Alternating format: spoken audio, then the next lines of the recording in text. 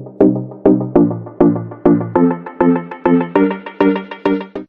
you want to live, work, or study in Canada, and you are a Ukrainian citizen or a family member of a Ukrainian citizen, then this video is for you. In this video, we are going to talk about the CUAET's measures that give those who are already in Canada an option to extend their visitor status, work permit, or study permit, and to apply for a new open work permit so they can continue living, studying, and working in Canada. The Canadian government created the Canada-Ukraine Authorization for Emergency Travel (CUAET) measures to help Ukrainians and their family members come to Canada as quickly as possible and to provide them with the ability to work and study while in Canada. If you are already in Canada, you can benefit from CUAET measures. CUAET allows you to extend your status in Canada for free and benefit from priority processing. You can apply to extend your visitor status for up to 3 more years or until your passport expires. You can apply to extend your work permit for up to 3 more years or until your passport expires. You can apply for a new open work permit, or you can apply to extend your study permit for the duration of your studies. However, you must meet the eligibility criteria. There are also certain steps that you need to take. To be able to apply, you must be a Ukrainian national with a valid Ukrainian passport or a family member of a Ukrainian national. A family member is defined as a spouse or common law partner, a dependent child, yours, your spouse's, or your common laws, or a dependent child of a dependent child. Free application.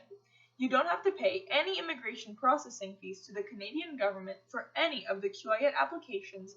You have to make a note about it in your application. Apply to extend your visitor status in Canada.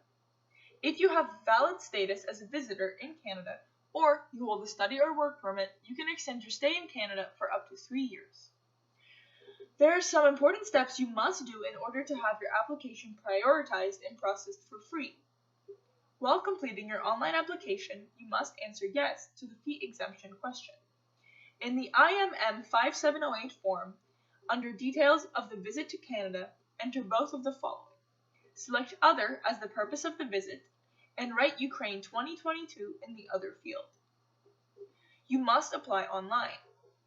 You must apply for the visitor record before your current status expires. You will be exempt from paying the $100 processing fee for a visitor record. However, if you've lost your status, you are not exempt from paying the restoration fee. You must apply to restore your previous status and pay the restoration fee of $200 Canadian. Apply to extend your work permit. If you have a work permit that's expiring soon, you must apply to extend it. You can apply for an open work permit for Ukrainian nationals and their family members. If you currently have an employer-specific work permit, you can only work for the employer on your employer-specific work permit until your open work permit is approved. If you don't have a work permit, you may be eligible to apply for an open work permit. You are also exempt from paying the working permit processing fee of $155 Canadian and the open work permit holder fee of $100 Canadian. However, if you've lost your status, you're not exempt from paying the restoration fee. You must apply to restore your previous status and pay the restoration fee of $200 Canadian. Apply to extend your stay as a student.